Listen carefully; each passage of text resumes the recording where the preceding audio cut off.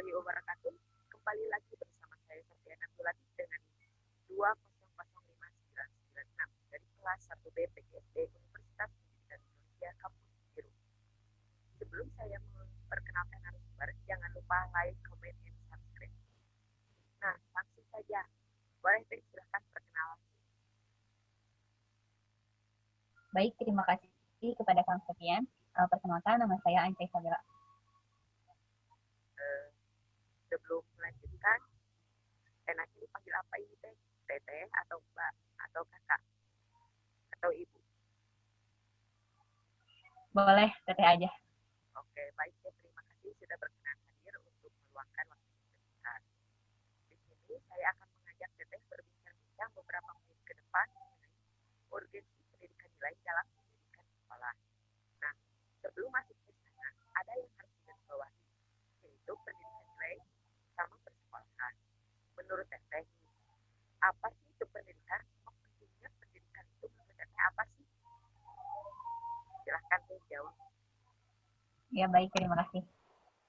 Menurut saya, pendidikan pada hakikatnya adalah suatu ikhtiar untuk merubah manusia ke arah yang lebih baik, dan inti dari perubahan diri manusia yang dimaksud adalah perubahan nilai.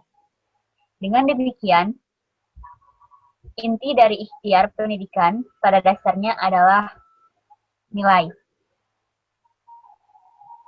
Begitu, Kang Sofian. Oh iya. Terus kan tadi menurut teteh apa sih itu pentingnya pendidikan bagi teteh itu? Tentunya pendidikan itu penting ya, karena di sini terdapat tujuan pendidikan di dalam di dalam Undang-Undang Nomor 20 Tahun 2003 tentang Sistem Pendidikan Nasional atau USISDiknas, yaitu pasal 3 yang menyebutkan bahwa pendidikan nasional bertujuan untuk mengembangkan potensi peserta didik agar menjadi manusia yang beriman dan bertakwa kepada Tuhan Yang Maha Esa, berakhlak mulia, sehat, berilmu, cakap, kreatif, mandiri, dan menjadi warga negara yang demokratis dan bertanggung jawab. Berdasarkan tujuan pendidikan nasional yang demokratis dan tersebut, kita dapat melihat bahwa komponen-komponen yang dicita-citakan dalam tujuan pendidikan nasional tersebut semuanya merupakan nilai. Dengan demikian, dapat dikatakan pula bahwa ini dari tujuan pendidikan nasional sendiri adalah pada pembentukan nilai. Oleh karena itu, maka sudah seharusnya jika seluruh ikhtiar pendidikan diarahkan pada pencapaian nilai tersebut. Begitu kiranya, Kang Sofian. Oke, baiklah, terima kasih teh. Nah, kan tadi kalau tidak salah teteh menyebutkan tentang pendidikan nilai. Dari pandangan teteh apa sih itu pendidikan nilai? Nah, silahkan teh jawab teh.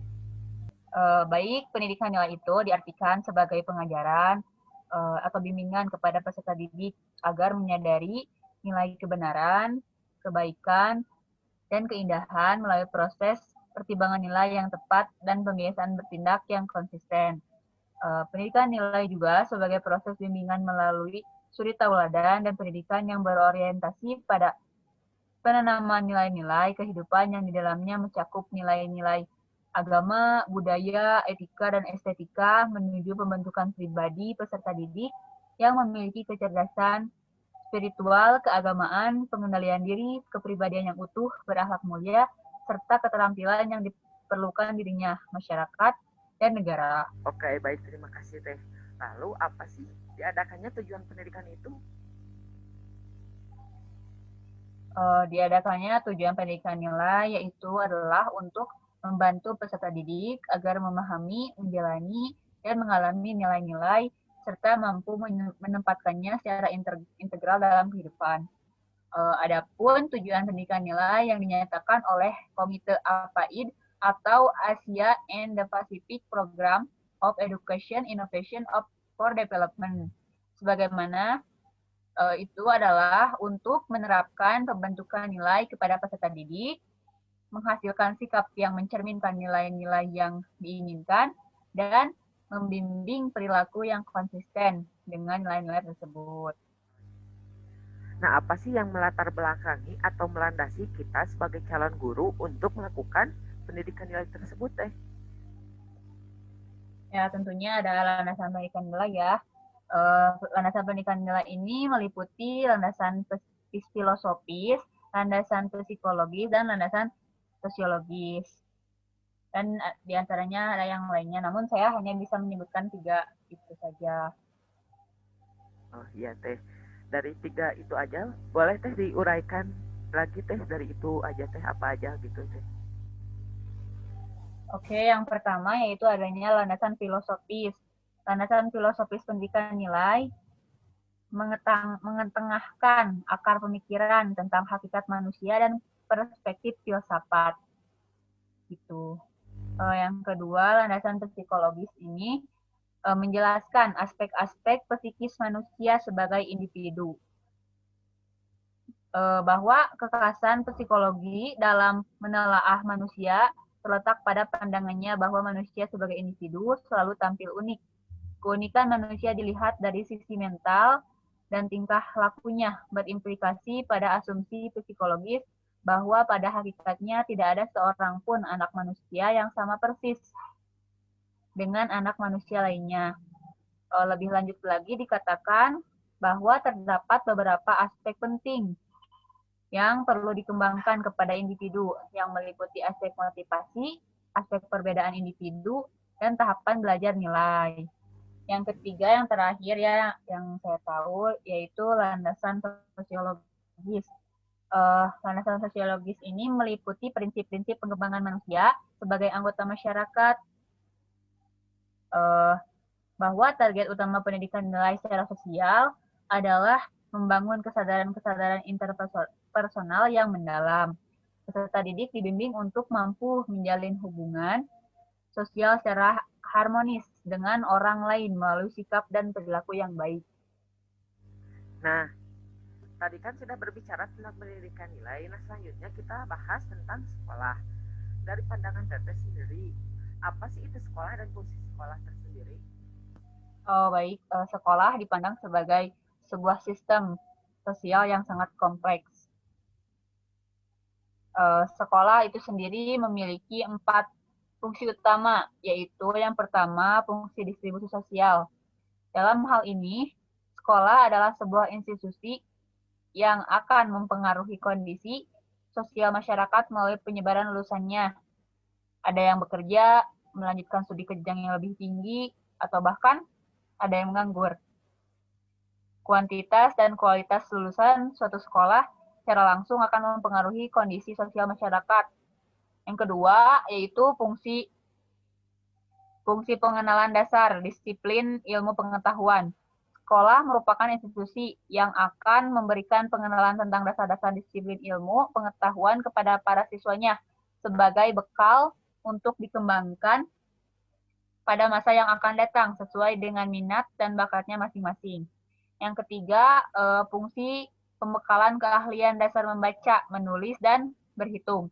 Ketiga keahlian ini merupakan keahlian paling mendasar dalam kehidupan manusia. Di sekolah, keahlian ini diberikan sejak sekolah dasar. Dan keempat, fungsi yang keempat yaitu pembekalan penjagaan. Di sekolah, setiap siswa dibiasakan dengan pola kehidupan teratur, pembinaan, dan pengawasan sebagai bekal agar mampu menjaga diri pada kehidupan selanjutnya. Nah, tadi kan sudah dijelaskan apa sih itu pendidikan nilai dan apa itu sekolah serta fungsinya. Selanjutnya kita masuk ke urgensi pendidikan nilai di sekolah. Nah, bagaimana sih pandangan Teteh mengenai judul tersebut? Urgensi pendidikan nilai dalam pendidikan di sekolah. Bahwa tujuan utama pendidikan adalah menghasilkan kepribadian manusia yang matang secara intelektual, emosional, dan spiritual. Karena itu, lebih lanjut lagi, komponen esensial kepribadian manusia adalah nilai atau value dan kebijakan virtus. Implikasi dari hal tersebut, maka pendidikan di sekolah seharusnya memberikan prioritas untuk membangkitkan nilai-nilai kehidupan serta menjelaskan implikasinya terhadap kualitas hidup masyarakat. Urgensi pendidikan nilai lebih jauh lagi dapat dipandang dari dua hal, yaitu dinamika kehidupan dan kondisi pendidikan. Kaitan dengan dinamika kehidupan, menggambarkan bahwa ilmu pengetahuan dan teknologi semakin menampakkan keunggulannya dalam memberikan fasilitas kemudahan untuk kehidupan manusia. Namun di pihak lain, tengah terjadi benturan nilai-nilai kehidupan yang tidak terelakkan bahkan telah menyeret manusia kepada krisis multidimensi yang dapat mengakibatkan terjadinya dehumanisasi. Lebih lanjut, dikatakan bahwa secara praktis untuk mengatasi kemungkinan terjadinya dehumanisasi yang diakibatkan oleh kemajuan ilmu pengetahuan dan teknologi, maka terpulang pada persoalan pendidikan. Pendidikan sebagai subsistem sosial memiliki peran strategis dalam mendaya gunakan potensi manusia agar menjadi lebih baik dan lebih matang. Dikatakan juga bahwa manusia yang diharapkan mampu menghadapi masa yang akan datang adalah manusia yang memiliki cakrawala berpikir luas dan dalam, memiliki keterampilan tepat guna, memiliki kepribadian mandiri dan bertanggung jawab, serta memiliki pemahaman dan apresiasi terhadap orang lain. Berkaitan dengan kondisi pendidikan, menyatakan bahwa akar permasalahan pendidikan terletak pada praktek pendidikan yang terlalu berorientasi kepada penanaman kemampuan intelektual semata dalam rangka pemenuhan tenaga kerja. Padahal dikatakan lagi bahwa pendidikan yang diperlukan adalah pendidikan yang mampu meningkatkan kualitas SDM, yang memiliki semangat kemandirian, sikap demokratis, dan kesadaran nilai yang kuat, di samping kemampuan intelektual yang memadai. Persoalan-persoalan di atas menunjukkan bahwa pendidikan nilai sebagai usaha khusus maupun keseluruhan dimensi pendidikan menjadi sangat penting. Begitu kiranya, Kang Sofian. Nah, oke, baiklah, terima kasih Teh. Pandangan yang sangat luar biasa. Izinkan saya menyampaikan kesimpulan dari pembahasan tersebut.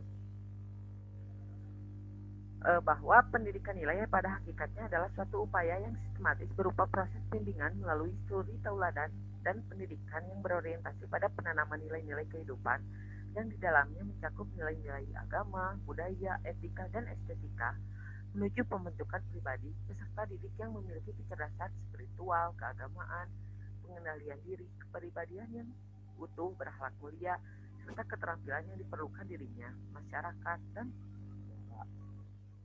Nah, sekali lagi saya ucapkan terima kasih kepada Teteh yang telah mengeluarkan waktunya. Baik, barangkali hanya sekian yang dapat kita bincangkan. Cukup sekian. Wassalamualaikum warahmatullahi wabarakatuh.